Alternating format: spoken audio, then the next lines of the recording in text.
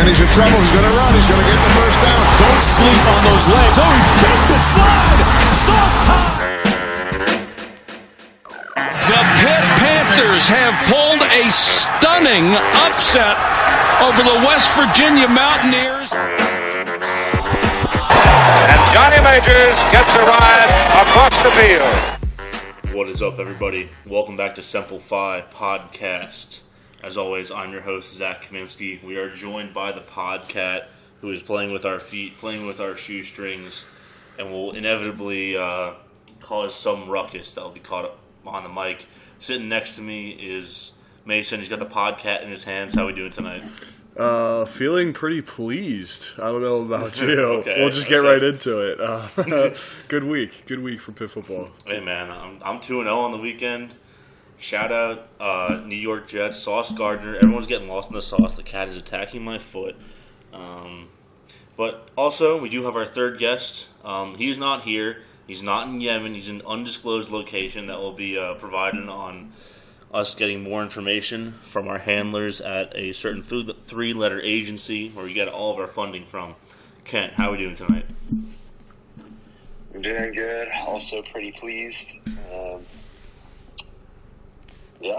Just excited to be here and talk football with my family. Yeah, we'll get to that one too.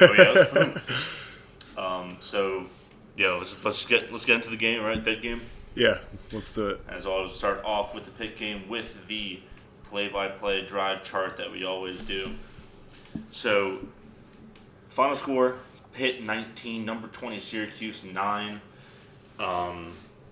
This is a ranked win on paper. I don't think that Syracuse is a top 25 team in the nation, but you take those, right? Yeah. You take those. Absolutely. So the game starts off pretty much how Pitt wants. A 3-play drive a 3-and-out from Syracuse that results in negative 13 yards. Pitt then starts marching down the field from midfield, I guess. Sorry, I'm a little frazzled. And then it ends with a Keaton Slovis pass intercepted in the end zone. This was bad. Yeah. This was a bad one. This was bad, Keaton Slovis. It was like... Was this like the triple covered in the end zone? Yeah. One? Yeah. And it kind of happened in slow motion. Like, you saw him, he was like wrapped up around his legs, and you saw him going to throw. And I was almost like, no, just take the sack. Just take the sack. Of course, he tried to be a hero. Threw to the triple coverage, probably the easiest pick that Syracuse had all year. Yeah. So, once again, bad Keaton makes a showing here. I don't think he actually finished with too bad of a stat line. We'll look at it at the end, but that was by far his worst throw of the day. Yeah. I think he just tries to do too much sometimes. Like, throw that one away or just take the sack and take the field goal. Yeah, he's getting 3 there. And it's like tough because I get what he's trying to do when like everybody's like booing him when he's getting announced before the game. Like, it's tough. When you come out and do stuff like that, it doesn't really help the cause. But it was also nice that he just kind of like got that out of the way for the day, and then had an okay showing otherwise. If that's what we have to do to get a decent Keaton Slovis, like, sure, throw a pick on the first drive. We'll just like write the first drive off every time. Yeah. So this sort of I don't agree. Mentioning that before we move on, I don't necessarily agree with booing Keaton. I thought that was a little messed up, but. Yeah, I mean, it's overreaction when you come off a year like we had last year, and then as lackluster as it's been, I think people are just a little disgruntled with everything, and he's kind of got a lot of the blame. But I think I'm with you, Kent. Like, after. Well, he's sort of like the face that you can boo, right? Because they don't announce Frank Signetti walking out of the tunnel. He's up in the booth. So that's true. They don't announce him because if that was the case, he would get more boos. That's probably right. It's almost like shooting the messenger a little bit, but he's a little bit more responsible. But hopefully after this week we'll like settle down with that a little bit. I think he's the messenger. Sometimes the mail does get lost. Yeah. But. He's opening up. He's like, "Let me show you why you shouldn't mail cash." Keaton Slovis is committing mail fraud. You heard it here first. He's got the postal inspectors on him. You know they have like a 99% conviction rate. The U.S. postal inspectors. What do you mean? Like so. like when you get charged with mail fraud, they don't send you like to the police, they send you to the postal inspectors. And they have like a 99% conviction rate. Damn, those boys don't fuck around. So he's going to jail. He will be sent to jail. Also, I didn't even mention this at the top, but Izzy did not play in this game. Oh, yeah. He was dealing with an injury, sort of. Do not spill that water. He was dealing with an injury sustained late in the UNC game. So, really, for the first half, this was the Rodney Hammond show. Mm-hmm. So, after that interception, Syracuse gets some momentum, goes down the field, and scores a field goal. And then Pitt responds with a long touchdown drive of their own, 10 plays, 71 yards. This was capped by, a Wildcat first down deep in the red zone. Then Rodney Hammond just walks in to the end zone, which was nice. You go up 7-3. After we trade a couple punts, Syracuse kicks their own field goal, trade another couple punts. Pitt kicks a field goal at the end of the half, so they go into the halftime 10-6 after Syracuse kneels down. So, after the first half, we were really moving the ball outside of our two. Even on one of our punt drives, we went 28 yards. We only had 1 3-and-out the first half. So obviously it was working, and it makes sense. Syracuse runs a 3-3-5 defense, so it is it's easier to run on a 3-3-5. Yeah. So. The ground game was working all day. We'll get into the box score at the end, but that's sort of... The vibes were feeling good after the first half. It was sort of like, we got a lead, we aren't scoring a lot. Yeah, still didn't feel great at halftime, given like what we've done late in games. But the way our defense is playing... Defense was lights out. They were lights out. So we did have that going for us. I think part of that was Schrader not being in. And then they really didn't use Sean Tucker a lot either. It's been very weird in Syracuse's 3-game slide here to losing to Clemson, Notre Dame, and then us. They don't really have been using Sean Tucker like you expect them to. And then obviously their backup quarterback, Carlos Del Rio Wilson, he had a couple of nice throws, but overall he is not as good a quarterback as even Garrett Schrader is. Yeah, who I don't know if the result of this game would have been a whole lot different if Schrader was playing, but I don't know. Syracuse fans probably say differently, but yeah. Okay, so we'll go into the second half. Pitt starts off. They go 5 plays and a punt. Syracuse then goes 3-and-out, and then there's the worst play call of the day. Double pass to Jared Wayne, which he throws 50 yards across the field. Throws a duck. He throws a Keaton-style ball. Yeah. So props to Keaton for not throwing the worst ball of the day. Yeah, I guess that is one spin zone. He didn't have the worst throw of the day. Yeah. But the thing I didn't get about this play is you don't have to call this play. The running game was working, and then he throws cross field to our 5'9" running back. It's not like he's throwing to himself. He's the tall guy. Yeah. He's throwing to the short guy, and he had they essentially just reused the same play that Whipple ran a bunch of times last year, where they had Gavin running Lucas Krull's route, sort of a deep out in the end zone. And he would have come open if he had held the ball for maybe 2 or 3 more seconds. Yeah. So this was just a very, very bad Well, it was play. like they ran it when the offense was like looking its best too. Like they were putting together a couple good drives in a row, and then they were like, "Fuck it, we're gonna." They were in sicko mode. Signetti got cute, and then because this came right after the huge screen to Kanata Mumfield. Yeah, and they're like, you know what? Let's get crazy. Yeah. they let a white boy get quirked up, and no one was there to stop him. It made no sense. It was both the play design to even have the option where your wide receiver is throwing all the way across the field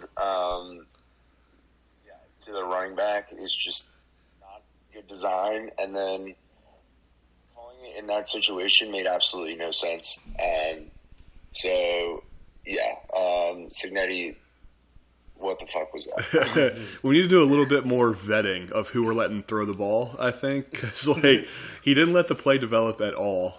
I think if he would have waited a little bit longer, it might have come open, but it wasn't really there at all. But I mean, he's not Josh Allen. He's a wide receiver. He doesn't have the arm to make that's that a long throw. That is a long throw. Not a lot of quarterbacks could make that throw.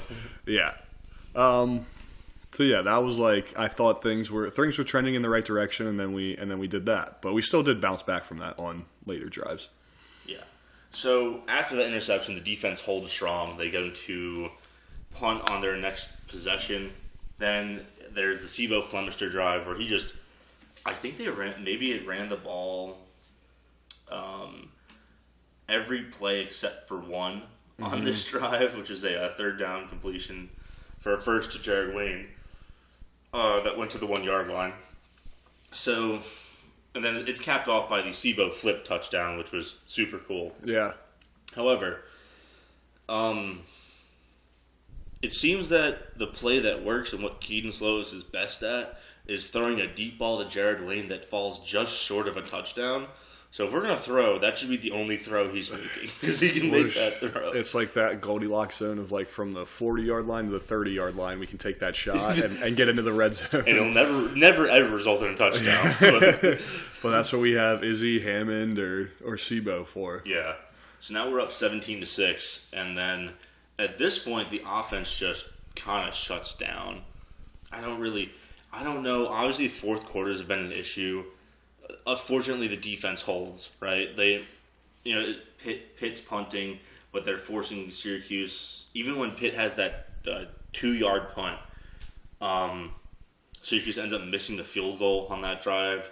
They force Syracuse into a punt, and they hold them to a field goal, and then on Syracuse's last possession of the game, the one-play safety after the beautiful punt from Vanderhaar kind of redeemed himself after. Did he make that punt? I actually do not know. No, Cam Guess had the bad punt. Yeah. And then we put in the walk-on. Then we put in Vanderhaar again, and he has a beautiful punt down at the 1. And then...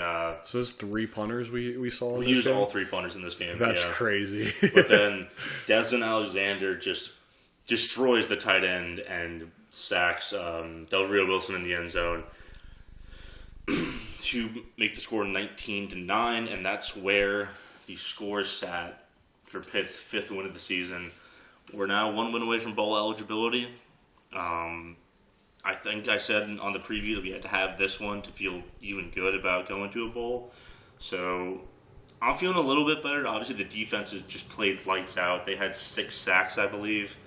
No turnovers, but 6 sacks, holding Sean Tucker 10 carries for 19 yards. Carlos Del Rio Wilson only had 8 completions or 120. This was a lights-out performance by the defense. I mean, Keaton, other than the bad pick, he was 16 for 23 for 176. Rodney Hammond had 124 yards on 28 carries, sort of the Izzy-style stat line. And then even Sebo Flemister, 42 yards on 12 carries and 1 touchdown. Vincent Davis even got in on the action, but I guess this is the offense we're going to see. It's just run, play action, shotgun sometimes. If we don't throw those 2 boneheaded picks, I think this final score looks a lot better. But yeah, a win's a win, and I'm happy that we don't have to do another loss podcast. Yeah, not only did we win, we covered too. So we did. Good teams win, great teams cover. So watch out for the Pitt Panthers. Exactly. So is that all from our game? I don't know. It was a win, and I don't really have much else to say. It was good. It's good to get back into the win column. Need a couple more of them to kind of round out the season. I think we're officially eliminated from the Coastal, correct? Yeah, I was going to get into it in our ACC roundup, but yes, Pitt is now officially eliminated from ACC conference title game contention because of their loss to UNC and obviously their other ones, but the UNC one being the tiebreaker between the 2 schools. They're out, so really it's all about making a good bowl and trying to salvage the rest of the season. Just playing for pride at this point. Just really trying not to let the defense down here, because this is a unit that's been playing for the most part like a top 15 unit until the offense keeps them on the field for too long. They start to break down, but it's really just about having the offense tread water, which is really, really sort of a low expectation at this point. But I guess they can meet it. Yeah. And I mean, I think I'm a little bit superstitious, so I'm just gonna be positive from now on the podcast, regardless of if I believe it or think it or not. I'm just gonna keep speaking Pitt wins into existence and hoping that it works. So we'll get into that next week with the preview for Virginia. But it's what, Virginia, Duke, Miami. I think so. Yeah. Okay. 3 very winnable games. Yeah, and we'll get to how those teams fared in the ACC roundup. Yeah. Anything else you want to say? I'm superstitious, but I'm a little stitious. I mean, I think my superstition has to be now wearing that key necklace and then also only wearing the Twyman jersey. I think we've lost in games where I wore the Kenny Pickett jersey, the Kenny Pickett shirt. So it's Twyman jersey and the key. That's how it's got to roll. Whatever you did this weekend too, Ken, we're doing it the same. All right. He'll figure out what he did. We'll remember. But No, I know. I wore a Pitt long sleeve white shirt and the blue shorts. So. All right, jot it down. Take note. You know what to do. Yep. All right. All right. Let's give a little recap of the rest of the ACC from Week 10. On Friday, Duke defeated Boston College 38-31. Duke is now bowl eligible. Boston College is now eliminated from bowl contention. They dropped to 2-7. It's gearing out to look like that. This Duke game is going to be the hardest remaining game on the schedule. Which, if you told me that at the beginning of the year, I probably wouldn't have believed you. No, not at all. The thing though about Duke is that they do have what looks to be a pretty good rush defense. They held Boston College's leading carrier to 10 carries to 49, but they had a backup come in. I'm not sure if that was due to injury or benching, but Emmett Moorhead had 330 yards and 4 passing touchdowns. So that's something to look into for when that game comes around. But bowl eligible Duke, weird. Yeah, weird. We'll start in the early slate. So North Carolina ends up fending off Virginia 31-28. So this is the win that knocked Pitt out of Coastal Crown contention because UNC is now 5-0 in the ACC. If they lost out, they'd be 5-3, and then they still own the tiebreaker over Pitt. It looks like UNC is pretty comfortably in the driver's seat for the division crown. I think they might end up winning the entire ACC also. Well, yeah, we can get to that in a second. I don't know if their defense is going to be as good as Notre Dame's, but they'll shoot it out with anybody though. Yeah. They're going to score points. This game was close to a wouldn't it be funny success. I mean that the box score that I think Virginia scored a touchdown late to bring him back that close. I'll check. But was almost funny.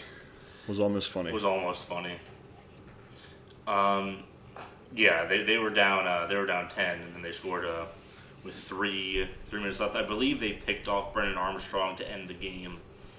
He's gone a while without a passing touchdown too. His season stats are not what I expect yet. He's got 6 touchdowns and 10 picks. So yikes! Not looking good for the Cavaliers there. Moving into the afternoon slate, Georgia Tech 28, Virginia Tech 27. Virginia Tech, damn, you are bad. Was that? Did they go for 2 to win this game? No. He had the quarterback. I think their backup was in because it wasn't Jeff Sims. He had a scramble touchdown to put him up with like 3 minutes left. I remember it coming down to the last second, but I couldn't remember how they won. Yeah. Let's get into probably the funniest score of the weekend. Florida State 45, Miami 3 in Coral Gables. God, this is bad. And this is bad. I want to go over the box score from this game because it's very funny. So Florida State only threw 16 passes in this game. They went between Jordan Travis and their backup. They went for 225 yards, 3 touchdowns, and 1 pick. They had 49 rushing attempts for 229 yards. Here's Miami's passing box score. They had 3 quarterbacks, Tyler Van Dyke, Garcia, and Brown, when it combined 10 for 19, 62 yards, and 2 picks. That's so bad. That's bad. And then they only had 126 yards on the ground, so Florida State just walked all over them. Mike Norvell probably going to end up saving his job here, unless they go sicko mode and hire Dion. Yeah, which they could. I think I heard this somewhere, but if Dion is like a big name for the Auburn job, they might just say, fuck it, like we're not going to lose him to Auburn, because he's not going to go from Auburn to Florida State. Right. I think. Yeah. Yeah, I think that's the funniest result of the weekend. The rest of the games, Louisville beats James Madison 34-10. Okay, you're playing a Group of 5 team. NC State beats Wake Forest 30-21. That's behind freshman MJ Morris. Wake Forest now lost 2 straight, and NC State might be 3rd best team in the ACC at this point. Yeah. A big matchup Thanksgiving weekend against UNC. And then the nightcap game, I believe this is on ABC. Number 4 Clemson 14, Notre Dame 35. Did we call this one? I think we called this one. I put him on upset alert, but I didn't think it was going to be this bad. This was bad. And, I mean, we talked about how we thought Clemson was overrated at 4. They were really overrated at 4. I mean, this was just kind of a slaughtering. This was 28-0 at one point. Yeah, and I think the touchdowns that Clemson did score were late in the game, like it was garbage time basically, right? 2 touchdowns late in the 4th quarter, both with less than 11 minutes left in the game. So absolute garbage time touchdowns. And I mean, Clemson got killed on the ground in this game because Notre Dame's quarterback was only 9 for 17 for 85 yards. Notre Dame ran 47 times for 263. DJ was 27 of 39 for 191, 1 touchdown, 1 pick. Cade Klubnik had a pick on his only attempt of the game. They only had 90 yards on the ground. That pick from DJ was a pick 6, and then there was a punt blocked for a touchdown as well, right? Yeah. So this was a complete just pantsing from Notre Dame. I feel like everybody was talking about this game for a while. Like they're like Clemson's going to keep winning games, and then eventually, when we get to Notre Dame, that's going to be the one that's going to give them trouble. And it was kind of like, I don't know. I've heard multiple people predict that, and it came true. It felt like an easy prediction. You know what I mean? They just really wrapped up that offense, and they struggled all year. Struggled early. They kind of found themselves in the middle of the schedule, and then it just fell apart here. And then Clemson's defense giving up 250 on the ground is pretty much unheard of with that D line. So with this loss on the books, I don't know how far they're going to fall in the college football playoff rankings, but do we think that now UNC is probably the most likely 12-1 team, or is it still sort of Clemson? I'm assuming Clemson might be favored in that game, but I think UNC, the door's open a little bit for them to, if they go undefeated down the stretch, to beat them. And seeing how things play out in the SEC and Big Ten, they might find themselves maybe in that 4 spot. Yeah, I mean, UNC, I don't think they will. If the committee does that, it's not going to be great for UNC. But yeah. I think that their loss to App State earlier in the No, they didn't lose to App State. They lost to Notre Dame. Sort of in the same fashion they got pantsed. What week was that? I'm trying to go through the Rolodex in my head. 5 or 6. I'll take a look at it now, but they didn't lose to App State. That was the one they just barely escaped. That's right. Yeah. That was week 4 or 5. Okay. Yeah, I think a loss earlier in the season, in a less dominating fashion, looks better for them. I think they match up pretty well against Clemson. I kind of think that's what the ACC championship is going to be. we'll see. It really depends what happens elsewhere if the ACC even gets in at this point. But Oh, yeah, 100%. But, yeah, I mean, we said that they were on upset alert. Mason said it. I think I might have called this one, but, yeah, this was the one that we were all kind of expecting to come from another ACC team, but it was Notre Dame who ended up putting them on their ass. I believe they also clinched the Atlantic Division with somebody's loss today. I forget whose. It might have been Syracuse's. I don't think that Notre Dame has lost an ACC game, Right. quotation marks, in a very long time. For sure, like 27-0 in their last 27 games against the ACC. Christ. Yeah, which is crazy because they just ball out against the ACC, but not really this year. Not really anybody else. Right, yeah, they can lose to Marshall but beat Clemson. Yeah, they just All right, let's get into the rest of the week unless you have anything else on the ACC. Nah. Nah. All right, so the week was kind of a snoozer. The Friday night games were fun. I was watching the Oregon State game at the bar, got home, fell asleep right around the third quarter. Let's get into the big ones. We'll start with Ohio State Northwestern. Ohio State escapes 21-7. I was watching this game early before the Pitt game. This one was bad for the Ohio State offense. I believe they reported gusts of 80 miles an hour in Chicago that day, crazy. and they were still throwing the ball. This was 7-7 for a long time. Do you think the committee takes weather into account when making their decisions? They should be able to run the ball, right? The thing was they absolutely should. When Against they a were running one-loss it, team? Yeah. when they were running it, like they weren't running it well until when they had the end around touchdown. They started like doing some interesting stuff, but Are they going to drop? You think they drop out of the top 4 because of this? at most they dropped to 3, I think. I Yeah. don't think they do. I guess given what happened elsewhere, it's Like maybe they say Michigan jumps to 2, but I don't know because Georgia's obviously going to 1. We'll Yeah. get to that game, but Yeah. That's the only teams then, I think. The other spots are up for debate. yeah.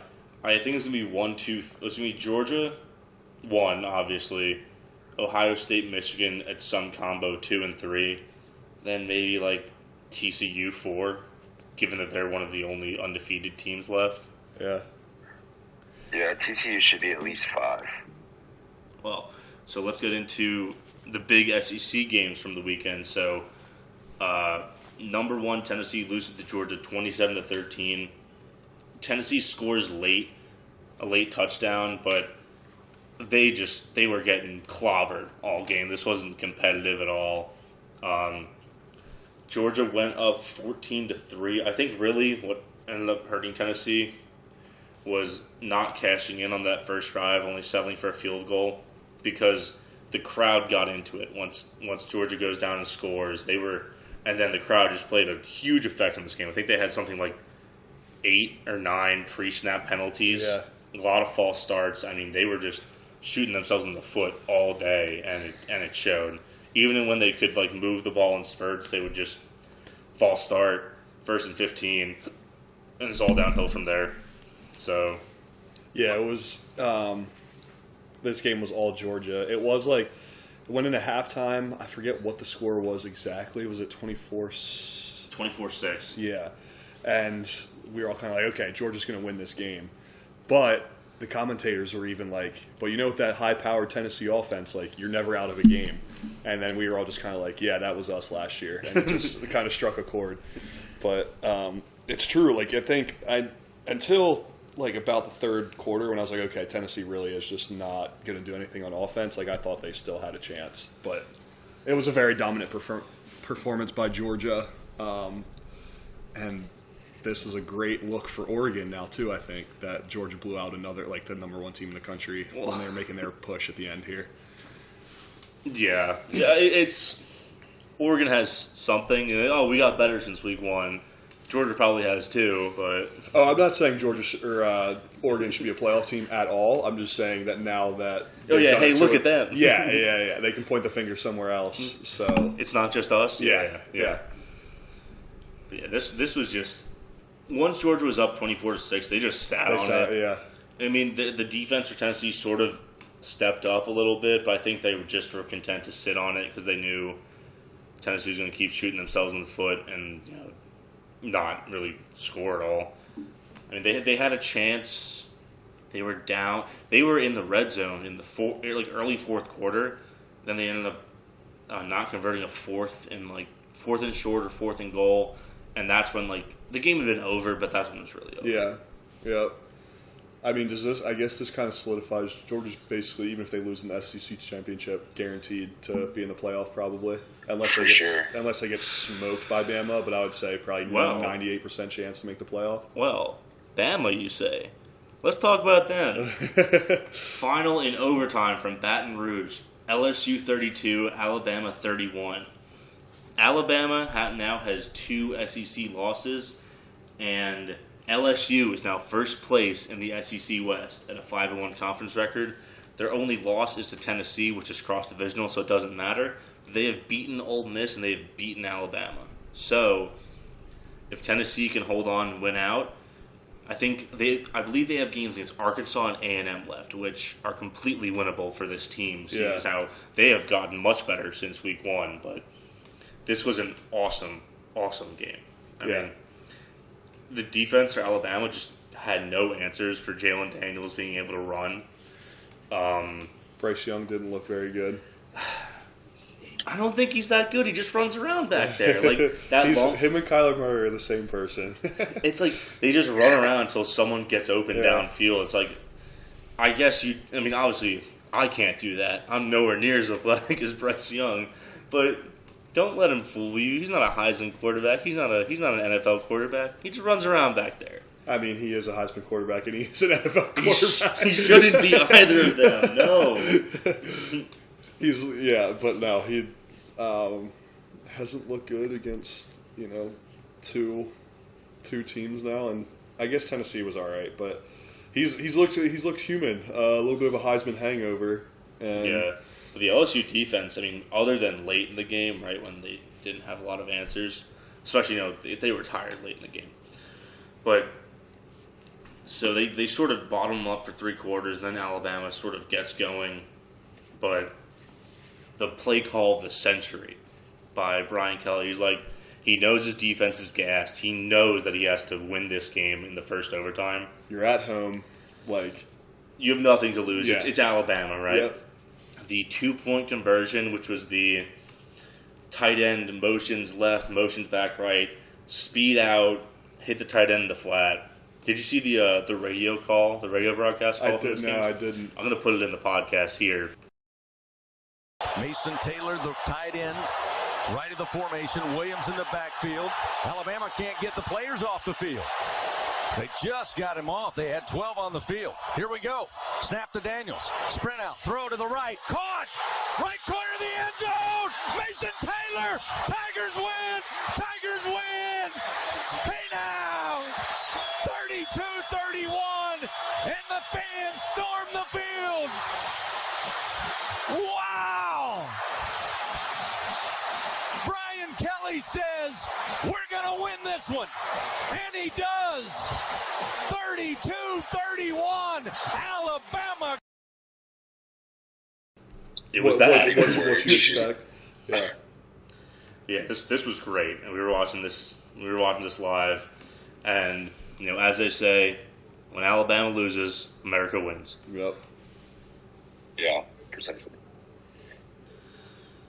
I'm going through the scores here. Not a lot else stands out. Michigan State came to play against Illinois. They upset them on the road, 23-15. Big shout out to Kansas beating Oklahoma State, 37-16. That's a backup on backup situation, but they are now bowl eligible for the first time in God knows how long. Yeah. So props to Kansas. I think that's about all I've got for the weekend. Oh, funny enough, on the weekend that Pitt and Syracuse played, their record for combined points scored was broken by SMU and Houston, who combined for a score of 77-63. Tanner Mordecai had 9 passing touchdowns in this game. That's crazy. Just no defense. No defense. And I think if you go to the... People talk about that Patrick Mahomes and Baker Mayfield game in Oklahoma Texas Tech a couple years back that had a shit ton of points, but this one's going to get swept under the rug because it's group of 5. Yeah. But, I mean, absolute clinic of point scoring. I mean, if you want to go look at a funny drive chart, right? If you look at the first half of this game, so SMU starts the ball, right?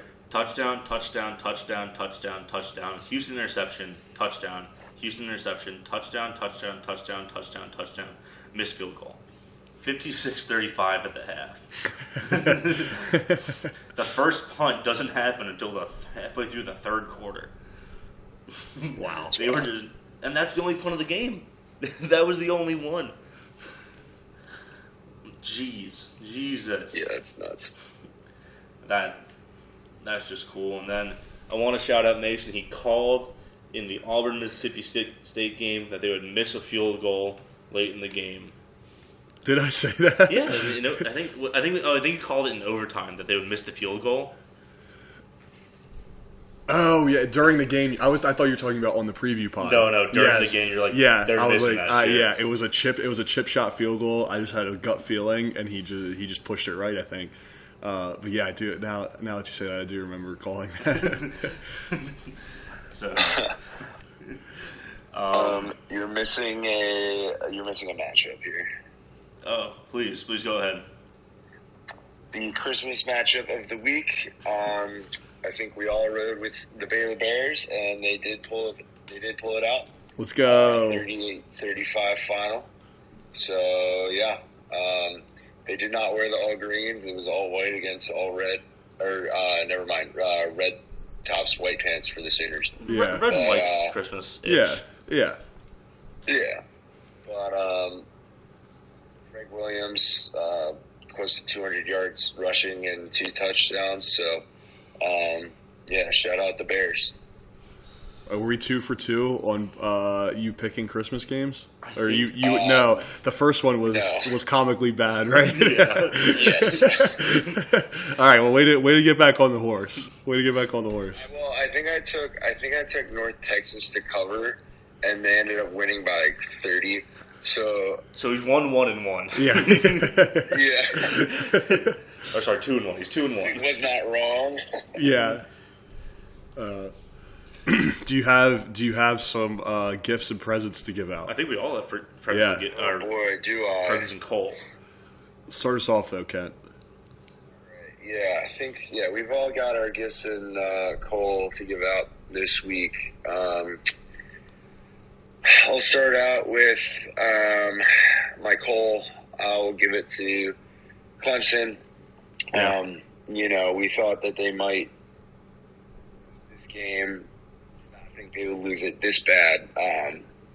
They deserve some Cole this week. They got exposed pretty harshly, and now everybody knows they're frauds. So Cole goes to Clemson. And then my gifts for the week, got to give this to LSU. Shout out, you are now in control of your destiny for a trip to the SEC Championship, and you beat Alabama, and as we said earlier, when Alabama loses, America wins. So presents to LSU. Yeah, LSU's getting Xbox One. Series X. Yeah. Series X. Yeah, that's right. Yeah. Okay, so my Cole is going to go to Miami for that absolute stinker of a game. Stinker of a season, really. Probably should have got some Cole a couple times earlier than this, but they really just got put on blast, so they're getting a stocking full of that Black Rock. And then my presents are going to go to Pitt, because I was positive this week, and Pitt, they did what they did, but we won a game. We're back in the win column, so I'm going to give them their credit and give them some presents this week. They're getting some stocking stuffers. Yeah. A couple scratch tickets, some socks maybe. Not an Xbox like LSU, but hey man, I need socks are a slept on gift. I think that you just sleep on them as a kid, and then you reach like 19, you're like, oh, socks. So I'm going to start off. I'm going to give my coal to Tennessee for just making me look like an idiot, just completely shooting themselves in the foot against Georgia. I thought they could do it, and they just didn't. Like I said, they had too many false start penalties, and they let Stetson Bennett look like Hendon Hooker has all season. Yeah. So, props to the mailman, I guess. And then my presents are going to go to Kansas. Like I mentioned, they are bowl eligible for the first time since, God knows when, probably like 2008. And, putting up 37 with your backup quarterback is impressive. Jason Bean. Bean's good. Jason Bean, we're giving them Nintendo Switches. We're giving them Nintendo Switches. Okay. And that's going to do it, right? Yeah. I think that's it for this week. Yep. All right. So thank you all for once again tuning into Semple Fi Podcast. If you enjoyed the show, please give us a follow on Twitter at Semple Fi Pod. Make sure to tell your friends, follow the show, leave us a review, and you can follow your hosts. You can follow me on Twitter at Eimer Langer. You can follow Mason at Clayson_Ming. You can follow Kent at Kent. Is it Kenton or Kent _VW?